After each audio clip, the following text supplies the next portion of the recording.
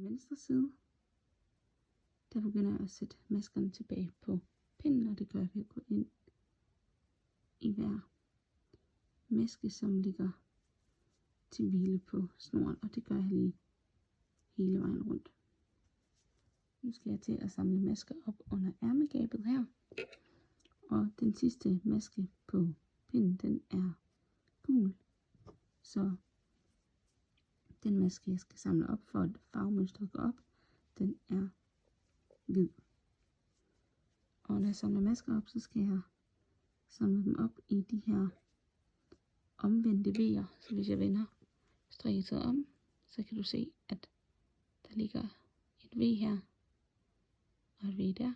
Og det er det første V her, du skal samle masken op i. Så jeg går ind i V'et, det omvendte V her, med pinden. Stikker pinden igennem, går om, griber fat om garnet. Trækker garnet med ud gennem det hvide. Nu skal jeg have fat i min gule tråd, som jeg også ligger om bag maskerne. Så går jeg også ind i det omvendte V her. I den gule maske går om og griber fat i garnet.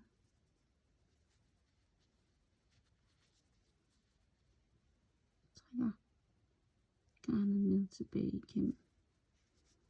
Nu skal jeg have fat i det hvide garn.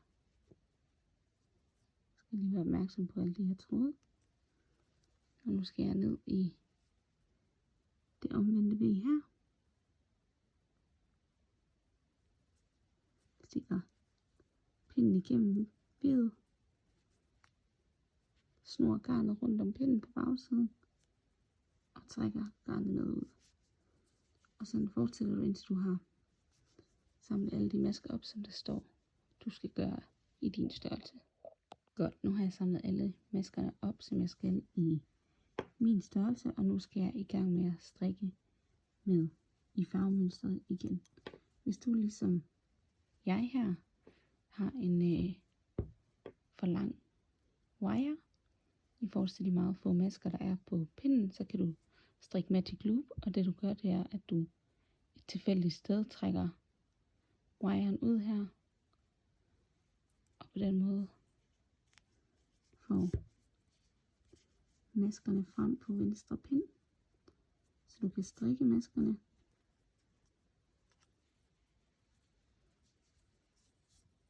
Og så trækker du den højre pind ud, og så begynder jeg at strikke.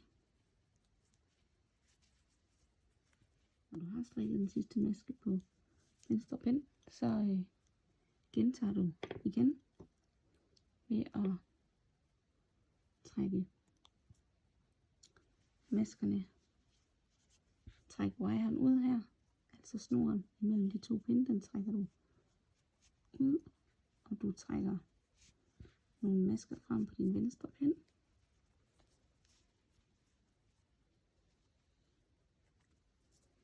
Og så trækker du din højre pind frem sådan her, så du nu kan strikke igen.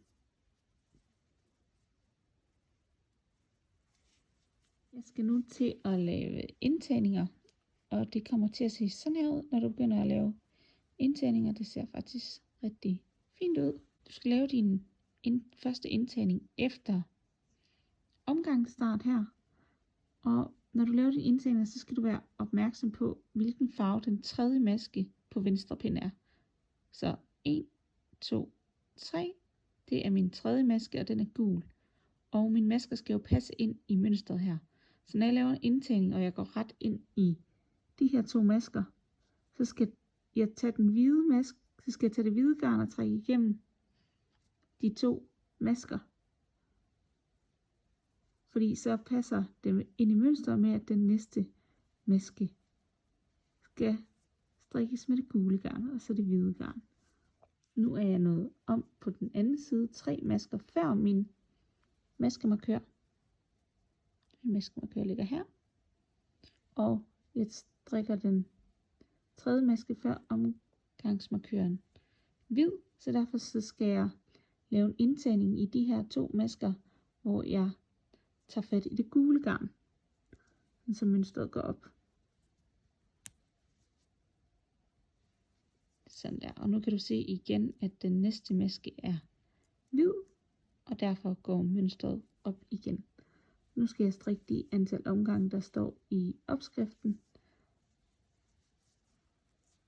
uden indtagninger, hvor jeg bare strikker rundt, indtil jeg igen skal lave en indtagning efter maskmarkøren og før maskmarkøren. Efter jeg har strikket ærmet i de 2 farver, så har jeg strikket en enkelt rib i bunden af ærmet, ligesom jeg gjorde i toppen af sweateren ved halsen. Og nu skal jeg til at lukke af. Hvis du er helt begynder, så vil jeg anbefale, at du gør det på følgende måde, at du først strikker 2 retmasker. Derefter så tager du nummer 2 maske på din højre pind og går ind i den fra venstre side med din venstre strikpind og trækker garnet over den første maske. Og det gør jeg tit ved lige at holde fat i masken, den første maske med en tommeltot og trækker garnet over. Nu strikker jeg en maske mere ret, og så trækker jeg igen den anden maske hen over den første, og tager lige fat i den første maske og trækker den anden maske henover. Sådan fortsætter du med at strikke en maske og trække den anden maske på højre pind over den første maske. Jeg vil gerne vise, hvordan jeg lukker af med italiensk aflukning, som giver den her meget fine afslutning. Og måden jeg gør det på, det er, at jeg altid sørger for, at den første maske på pinden er en vrangmaske, som jeg går ret ind i. Og når jeg mener, at jeg går ret ind i den, så er det fordi, jeg går ind fra venstre side ind i masken, ligesom når jeg skal strikke masken ret. Og nu skal jeg gå ind i den netop aflukkede retmaske, som ligger her. Og der skal jeg gå ind i venstre ben af den retmaske, så der ligger en hel retmaske lige her, som jeg netop har lukket af. Og der skal jeg gå ind i venstre ben af den retmaske. Og derefter går jeg ind vrang i den anden maske på venstre pind. Og vrang, det er fordi jeg går ind fra højre til venstre. Fra højre mod venstre med uldnålen. Og så trækker jeg garnet igennem. Og nu går jeg vrang ind i den første maske på venstre pind. Nu kan jeg trække 2 masker af pinden. Og så kan jeg faktisk gentage, så jeg går ret ind i den første maske på pinden. Derefter så går jeg ind i venstre ben af den aflukkede retmaske, så det er herover. Går vrang ind i den anden maske på pinden. Trækker garnet igennem. Og så går jeg vrang ind i den første maske på pinden. Og trækker garnet af.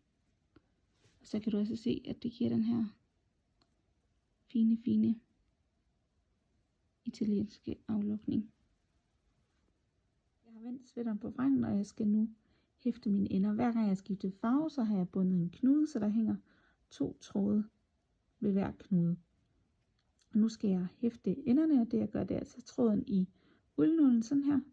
Og så finder jeg en række, ligesom den hvide række her, hvor jeg går nedefra og ind og op. Og nedefra op i næste hvide. Og nedefra op i næste hvide. Nedefra op i næste hvide.